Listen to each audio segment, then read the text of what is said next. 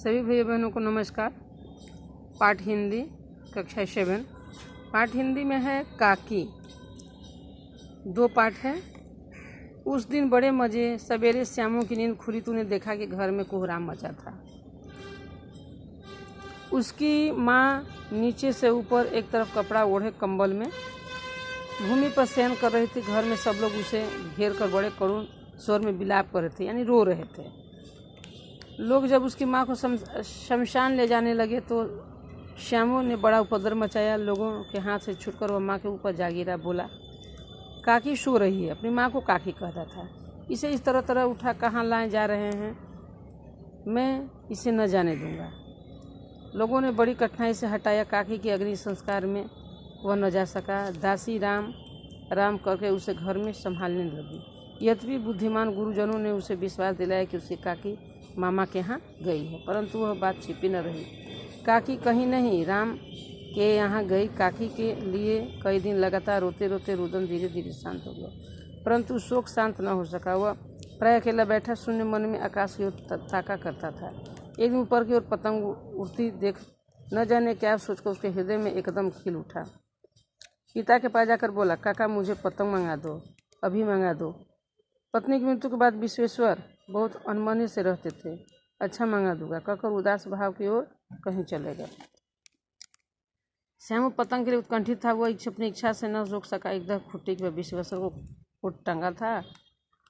उधर देख उसके पास स्टूल सरका कर रखा और ऊपर चढ़कर कोट में जेबे टटोली चवन्नी पाकर तुरंत वह वहाँ से भाग गया।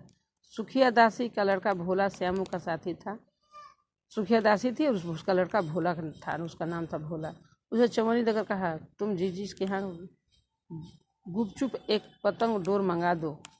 देखो खूब अकेले में लाना, कोई न जान पाए। पतंग आई। एक अंधेरे में घर में डोर बांधी जाने लगी। श्यामू ने धीरे से कहा, भोला किसी को न कहो एक बात कहूँ। भोला ने सिर हिलाकर कहा, नहीं मैं किसी को नहीं कहूँगा। श्याम ने रहस्य खोला, मैं पतंग ऊपर उड़ा कर यह भेजूँगा। ये पकड़कर काकी नीचे उतरेगी। मैं लिखना नहीं जानता, नहीं तो इस पर नाम लिख देता। देखिए, बच्चों को अपनी माँ से इतना प्रेम है कि वह माँ के लिए क्या सोचता है।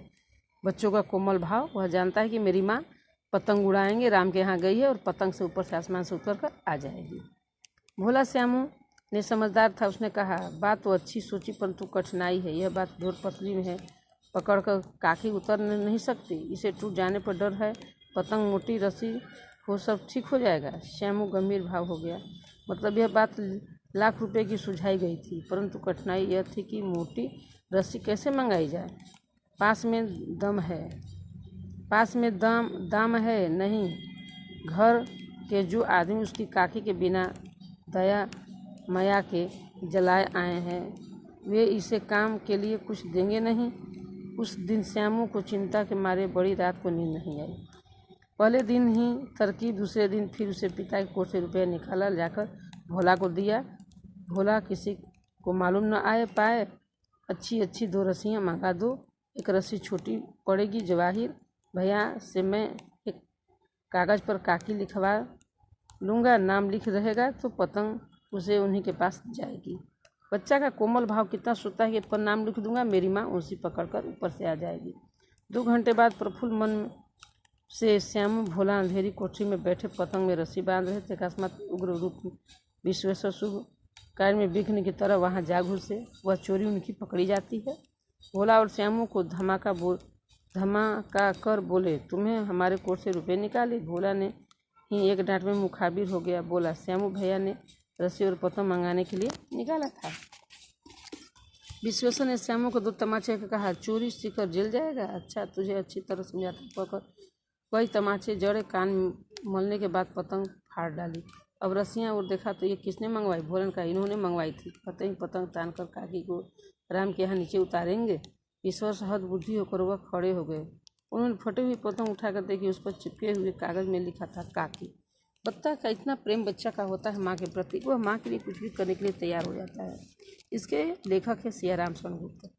शब्दार्थ है विलाप, रोक शोक, उत्कंठित, उत्सुकताधीर, उपद्रव, बखेड़ा, दंगा फसाद, शोक, दुख, हृदय खिलखिला उठना, खुश हो जाना, अनमने, बेमन, उदास, सुस्त, कठिनाई, मुश्किल, तरकीब, उपाय, रुदन, रोना, दम, दया मया मुँह रही, अकस्मात अचानक, प्रफुल्ल बहुत खुश, उग्र रूप भयानक क्रोध रूप, कोहराम रोना पीटना, भूमि से धरती पलटना, करुण स्वर, दया भरी आवाज़, शांत हो सका, काम समाप्त हो कम न हो सका।